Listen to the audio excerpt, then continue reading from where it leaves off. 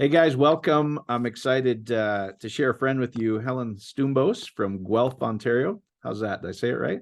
That's good. That's So good. far, so Canada. They good. might not know it's Canada. All right. I really wanted her to share, just the power and the divinity of your thoughts and how special we're created. And I'll just give you a little bit of her background. This works at the highest levels. You'll hear Helen talk, but she's a World Cup soccer player, played for the Canadian team and in the Canadians Soccer Hall of Fame, and a record that will never be broken. We were just joking about this. Is she's got the first goal ever in the World Cup for Canada, whether it's male or female. So that record can never be broken. So anyway, obviously at that level, one of the best in the world at what she does, competing at the highest level. And I saw her on TED Talks and was just intrigued. So just honored that you'd come on and just share with the people kind of your testimony. If so, I'll hand it over to you, whatever you want to share. And I know Think and Grow, not Think and Grow Rich, As a Man Thinketh was important to you. Yeah. So maybe Yeah. you want to share some of that, Helen. Sure. It was interesting because growing up playing soccer here, I was always kind of one of the top players. I remember playing in a regional tournament and, was recruited as the top player in the area. At my university, I was one of the top players, and my club, I was one of the top players. And then I don't know what happened, but when I kind of made it onto the national team, when I was at training camp and whatnot, I don't know, I just got overwhelmed with, like, I just didn't think I was good enough. Like, I remember being at camp and looking around and thinking there was something wrong with me because I was like, oh my God, these players are so good, and almost like I didn't belong. And it was really strange because it wasn't normal. Like, I normally was on my teams, I was very confident, I was captain, I didn't have a problem. But for some reason, I was in this group of super talented athletes, and it just brought my confidence way down. But what's even stranger was that when I made it onto the team, I remember when I made it onto the team, I have a bit of a, I really don't like being told I can't do something. I remember the camp before they'd selected the team. This is a funny story. Before they selected the team, they put us in a inter squad game, and it was basically who was going to make the team on one, and then who they were going to cut on another team. And man, I don't like being in that situation. And I'll tell you, when that happens, I'm more on fire. So I Yeah. remember sitting there going, "Oh yeah, you want to put me on the team that you're going to cut?" And I just thought, I'm going to smoke this. And I went out and I think I scored 3 goals against the starting squad. And from that minute, I made it on the team. So it's kind of weird because I struggle with confidence, but I'd have these little bursts of like, oh yeah, I'll show you who deserves to be on the team. Anyway, I made it onto the team. And then when I made it onto the team, I actually made it on as a starter. And so I was starting all the games, but still like really lacking in confidence. I remember playing in the World University Games, and we had a game against China. And the night before the game against China, I was in my room with my roommate, and I couldn't sleep at night. Like, I was having panic attacks. I was like, oh my God, I don't know, am I good enough? I shouldn't be playing. And I knew, here we're getting back, we're getting a lot of fans out for this. So obviously a little bit more anxiety and stress. And so that's kind of how my time went on the team. I was on the team for a few years, always kind of like, I'm not good enough. I would tell my dad, did you see like Charmaine Hooper on our team? Because she was, the star player on our team at the time. And he'd be like, you're just as good as her. And I'd be like, oh no, I don't know, Dad. Like, she's pretty darn good. But it affected me so much that I was like having panic attacks. I couldn't sleep, and obviously, affecting my performance. So fast forward to 1994, which was the year we were training for 1995, training for the World Cup in 95. And it's probably spring, and we had a camp just about an hour away from where I live in Hamilton. And that was the camp to select the team for the World Cup. Went to the camp, and after the first week, I have cats walking around here. After the first, okay, You understand our cats then. after the first week, she kind of came to all the players to tell them if they made it or not. So here I am. I've been on the team. I've been a starter for a few years, although lacking in confidence. And then she comes up to me and she basically tells me I didn't make the national team for the World Cup, which, part of me was like, of course, not happy. But part of me was like, oh, maybe I wasn't good enough after all, like kind of like self-fulfilling prophecy. Yeah. But she did say to me, but we still want you to kind of train with the team and be with the team in case there's an injury before we go to our first, camp. They were going overseas to France to play in a tournament. It's kind of how the World Cup worked. You all got together, you trained, and then you started traveling around to play in different games and tournaments. So our first tournament was going to be in France. And so I think it was a Friday, they were training for a week, and then a player got injured, and I was traveling in and out from Guelph, going to Hamilton, and then basically it was like, okay, we have an injury, so why don't you come on the trip to France in this interim basis just to fill that spot, and then we don't know what will happen after that, basically. So I made it onto the team for that tournament, and my sister was very aware of kind of what I was struggling with, so she threw a book at me. The book was called As a Man Thinketh by James Allen. And it's a very, very small, easy read. And it's actually a really poetic, beautiful read. If anybody ever wants to read it, highly recommend it. Easy to read, like so quick. I remember sitting in France on a bus and starting to read this book, and the epiphany of that your thoughts create your reality and that you can change your thoughts.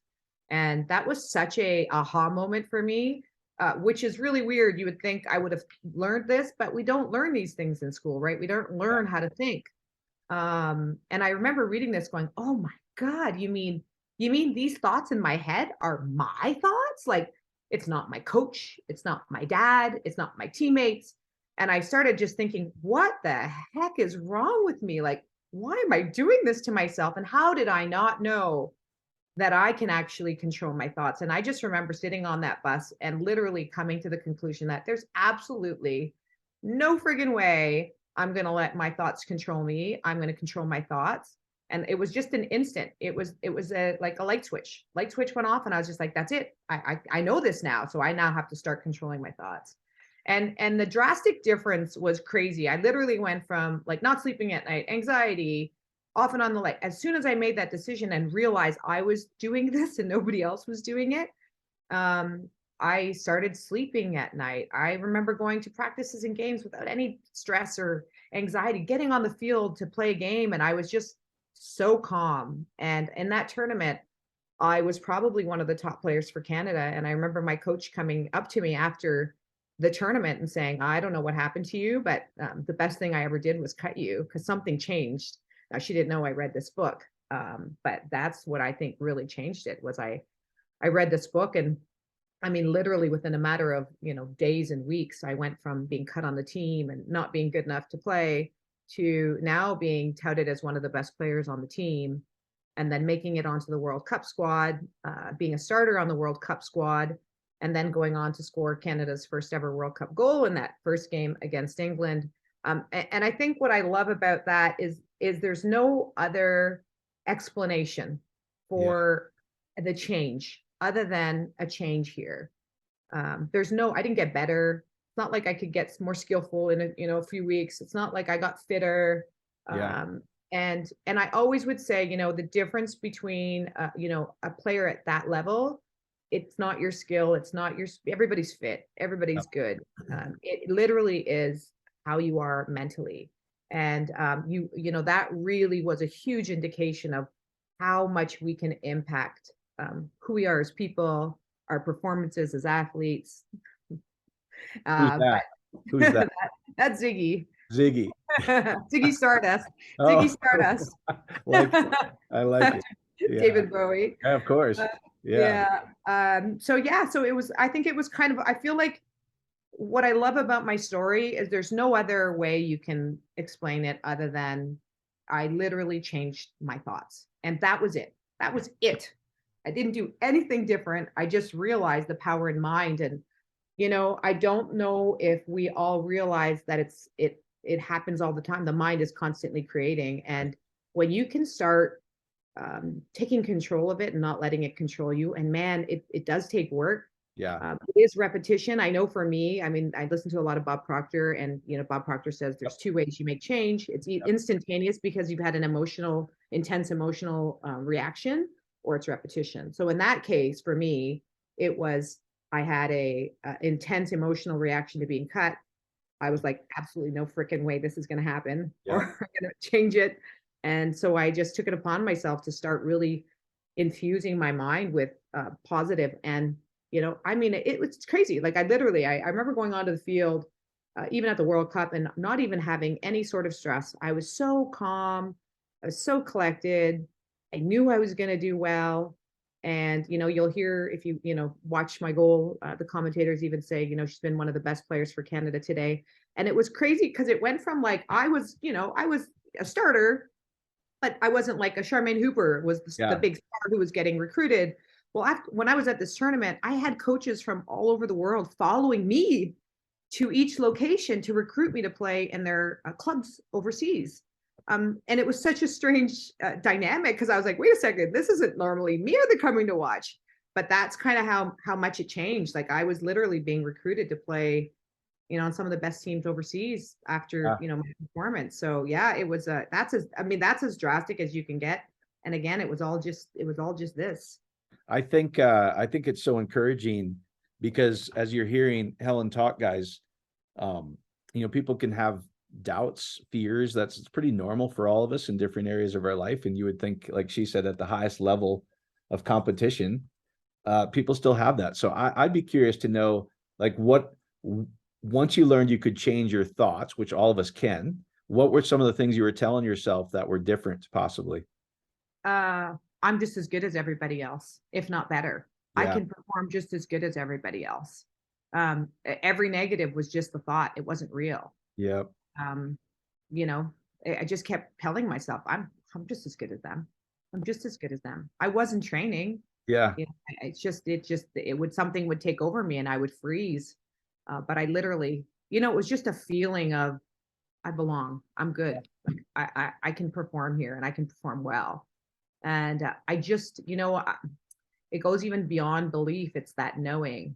Yeah. And I would get into that. There were some times, like I remember in France, I remember once in Japan playing in prior to the World Cup. And then at the World Cup, I just remember getting into this knowing state.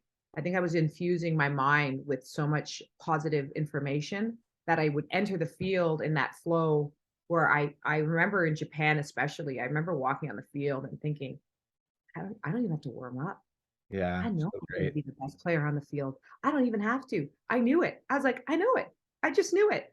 And that's how I was going into games. I knew it. And I think that knowing how I was before, I was determined to not be there again. Yeah. So I was like, absolutely no way I'm going to let these negative thoughts make my performance not the best it could be. So I just was like, oh, I'm just as good as everybody else. I'm, if not better. So great. And I think, guys, what the message there is, um, like she was saying, it is a trigger kind of when if you can catch yourself when you're thinking something negative and just flip it. Yeah. And that happened within a day, a week, pretty fast for you, right? I'd say, you know what? Once I started reading this book Yeah. and realizing that they were my own thoughts and they weren't, that I was putting them in my mind. Right. Once I thought that, and it's weird because you would think, of course, we would know that, but I actually don't think we all know that. And I think I always say kids need to learn this at a young age. I had no idea I could control my thoughts. I mean, that Yes. may sound silly to some people, but I actually didn't. I didn't know where they were coming from. Yeah. Once I got that bit of information and I was reading this, and it was like, oh my God, there was one part in the book where as the plant springs and could not be without the soil or the seed, so do your thoughts spring from the thoughts.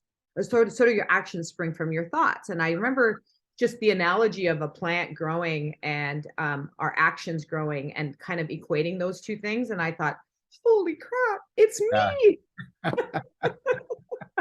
It's you mentioned Bob Proctor. I love Bob Proctor, another famous Canadian, obviously. Um, Mm-hmm. and he says exactly what you're saying, Helen. He says, man's chief delusion is to think that the causation of life is outside of yourself. No, it's us. It's within. And I think it's divine. I think it's something to celebrate. And so I really appreciate you coming on. I think it'll encourage a lot of people. And when you're encouraging young people now or athletes, whether they're male, female, I think in the sports world, there's a lot more attention to this, is there not? Yeah, I think now there is. I don't think Yeah. when I played there was, but I definitely think now you really do realize the value and importance of, your mind and how it plays such a pivotal role in your performance. Yeah. Actually, to me, at that level, I'd say mind is 90% Yeah. more. It's Yeah. not, everybody's good. Like everyone's a good Yep. player. You're not gonna come, you're not gonna have a bad player. So it's just your Yeah. mind that is able to do that. And I think that the athletes, because I've interviewed a lot of athletes since my career, and the athletes that have succeeded have all done mind training. Yep. Yep. And that's part of their repertoire. That's, visualization, mind training, seeing yourself. One of my best friends is an Olympic gold medalist. And I mean, Wow. she used to picture herself way before, years before, as a kid, she saw herself playing in the Olympic Games. Wow. And Cool. then she would visualize herself with the Canadian anthem playing, with her watching it grow up. I just got the chills on that because it's so powerful. Yeah. Literally And is like you were saying, the seed that thought, guys, is the seed of God, literally that harvest. So you can't stop it. It's so miraculous. yeah, and the interesting thing I didn't point out was the goal I did score in the World Cup. So I went played in Yeah. that first against it. Was the first goal for Canada ever in a World Cup. I had no idea, but what a goal to score! I'm like, what a great way to kind of emphasize the importance of the story. Like to go on and to score such a historical goal, Yeah. and then get inducted into the Hall of Fame all after this. It's such a great testament to the power of mind. And Yes. like you say, Mike, it's I'm really digging deep into this, and I listen to you all the time. But it's everything. Like you don't realize it's literally catch your every thought. It's so hard. Yeah. And somebody told me either you wear an elastic band or you take a clicker, and every time you think a negative thought, you'd be surprised how many negative thoughts are in there. And And the great news is once you do it and you eliminate a lot of those negatives, now the positive becomes the new normal. So yeah, it's but you're exactly right. Is in the beginning, you're like, wow, I'm surprised I had that much negative in there because I'm quite successful in whatever field. Uh, yeah, yeah. So well, you're awesome. I appreciate it. I think we could talk all day, but I'd like to just cut it off so people sure, yeah, get yeah, what they need now. And I think I as a man thinketh, here's what's so great about this is on the back, I think, Helen, like I know one of the things is the very first sentence is the aphorism, which is just a simple truth. As a man thinketh in his heart, so is he. A man is literally what he thinks, his character being the complete sum of all of his thoughts. That sums up exactly what you just said. yeah. And it's such a powerful book. Like Oh, here's the you next, can, here's what you said. Is the yeah, very next sentence is, as the plant springs from and could not be without the seed, so every act of man springs from the hidden seeds of thought and could yeah, not have appeared without them. Wow. Very yeah, good.